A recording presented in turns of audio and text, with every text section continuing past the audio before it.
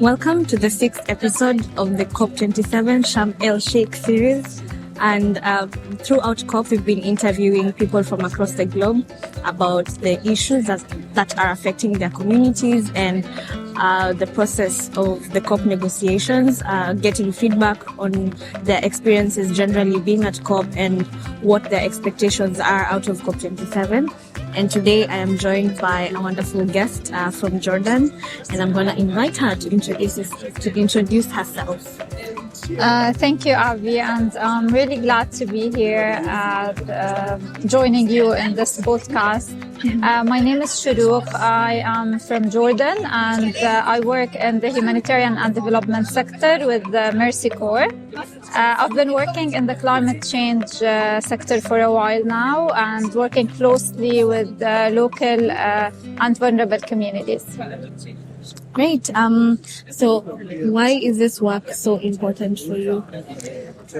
So we all are witnessing the impacts of climate change, and we are seeing that the scale of the problem is unprecedented. Mm-hmm. So everyone needs to work together for climate action. Mm-hmm. It all starts at the community level, where people are witnessing the impacts of this global climate change.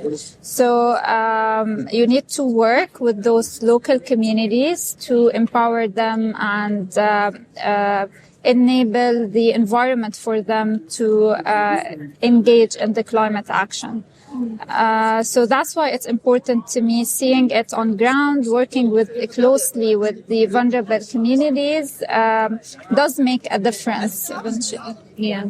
Is this your first COP? Yes, it is my first COP. And what has your experience been like in general? Okay, so to be honest, I had a lot of expectations when I first came here in Sharm-El-Sheikh, because Egypt is very close to Jordan, and I was looking forward to see how it's organized, and I was very curious to see how the culture aspect is being reflected in this year's COP. Mm-hmm.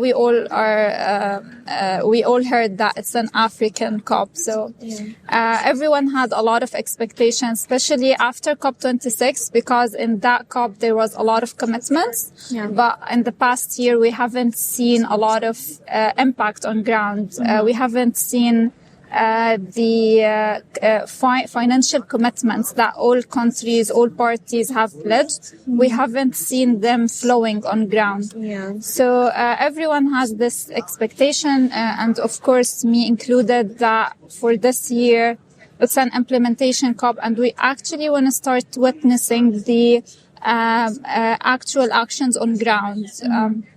Where finance needs to flow to those who are affected and to the local community level. Mm-hmm. So far it has been a good experience interacting with different actors in the field, sharing challenges, talking about loss and damage and climate adaptation. This has been a good experience so far. Yeah. But of course we're still waiting for the big decisions, because this is a big week for everyone. Yeah, and I think you talked about something really important, which is accountability, transparency, and follow-up after COPs, and then you go home and there's hardly any progress on the promises that have been made. Yeah. And like you said, it does not necessarily reflect down at the community level, which is where all the action needs to happen. Mm-hmm. And is there anything in particular that you're following at COP, and is there some sort of expectation out of that? My big focus, of course, comes from my work in Jordan, is that I want to see increased funding towards climate change adaptation and disaster risk reduction. Mm-hmm. And I want to see this funding reach to the vulnerable communities. It's not just about saying numbers and committing numbers. No, we need mechanisms in which the funding will flow and in which it will be implemented, because we don't want commitments that will be fulfilled after 10 years. That would be too late to do that. So we want them now, and we want to see directly after this COP, like what's the implementation you are all talking about? For me, it's the focus on climate change adaptation because it doesn't get that much funding as it should. So we want this equal funding between mitigation and adaptation, and to see it actually, to witness it on ground.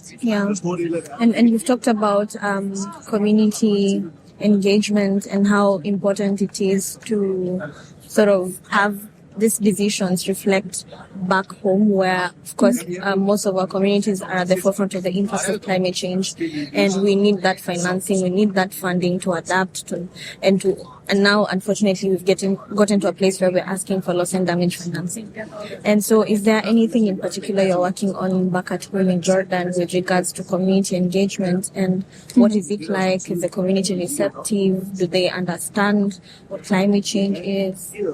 Okay, so to walk you through what exactly I'm working on in Jordan. So Mercy Corps is part of Zurich Flood Resilience Alliance. The alliance is a multi-sectoral partnership that brings together practitioners, academics, and development actors with the aim to improve policies and practice, also increase funding related to climate change adaptation, with a specific focus on flood resilience.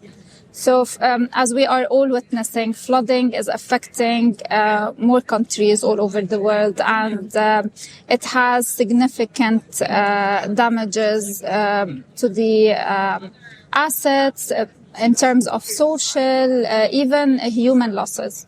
So in Jordan, we are facing flash flooding. This is as a result of the increasing climate change, and because in Jordan it's semi-arid area, so the rainfall is becoming more intense, and it's resulting in this flash flooding. So what we are doing with the Zurich Flood Resilience Alliance and Mercy Corps is that we are working in the community level, the communities where they are most vulnerable to this type of hazards. We are implementing interventions to increase and strengthen their flood resilience, so they can be prepared whenever there is a flooding, and they can protect their assets, their livelihoods.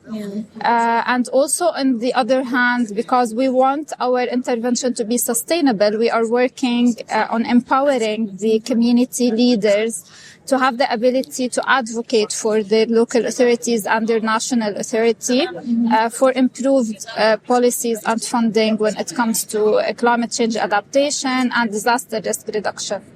This is currently ongoing, and we are trying to scale up the implementation at community level, engaging all vulnerable groups in the community, including youth, and actually enable them to do climate-related activities in their communities, because people need to become more aware about how big this issue is and how do they fit in the broader global community.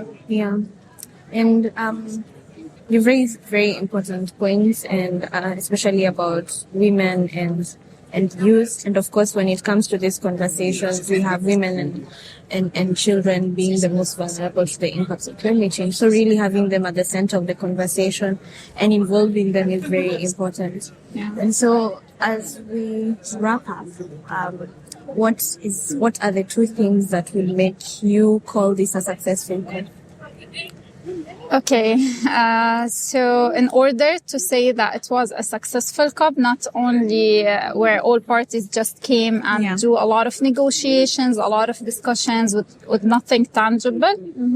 If I want to pick two things, one of them would be increased funding for climate adaptation.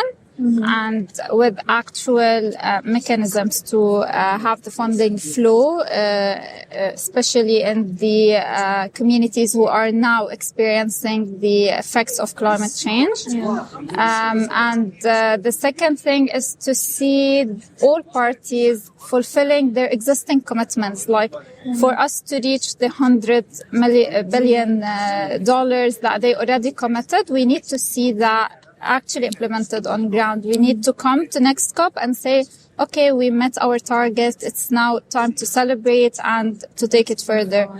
So yeah. Great. It was lovely having you on the podcast, and thank you so much.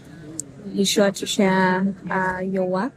If you want us to, is there any place that we can support your work that is very specific, especially to the community work that you're doing in Jordan? The main thing that, even for me to engage in COP, the main thing was to shed the light on the challenges that we are facing in Jordan, because yes, Jordan is experiencing flash flooding, but on the other hand, we are one of the poorest countries when it comes to water. So we have an opportunity here that we need to leverage.